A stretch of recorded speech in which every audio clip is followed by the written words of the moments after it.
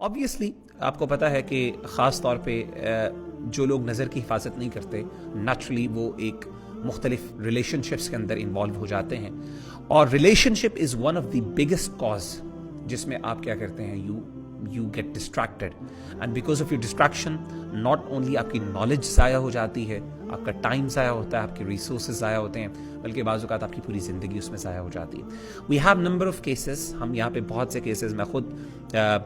यानी काउंसलिंग के कुछ केसेस मैंने देखे हैं। ऑब्वियसली मेरे अपने कुछ दोस्तों के साथ ये मामला है, बहुत अच्छे यानी स्टूडेंट्स जो हैं, जो अपने एकेडमिक करियर के अंदर बहुत आगे जा रहे थे, जस्ट बिकॉज ऑफ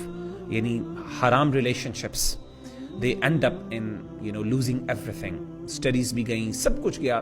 बिकॉज इतना जहन डिस्ट्रैक्टेड है उन चीज़ों के अंदर, और इंसान का दिमाग और दिल ऐसे लग जाता है कि इंसान ऑब्वियसली फिर नॉलेज जैसी, जिसमें जहाँ पे आपको मेहनत चाहिए, आपको फोकस चाहिए, आपको टाइम और रिसोर्सेज स्पेंड करने हैं, तो ऑब्वियसली आप नहीं कर सकते। और ख़ास तौर पे इसकी बेबरकती भी बहुत होती है। जैसा कि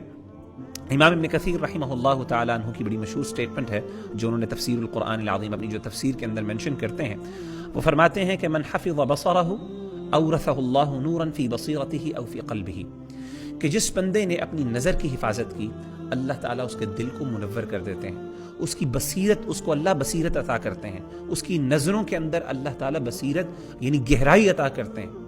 और जो बंदा ऑब्वियसली अपनी नज़रों की हिफाजत नहीं करता, अल्लाह ताला उसके दिल से नूर उठा देते हैं, और उससे क्या होता है, उसके लिए इल्म जो है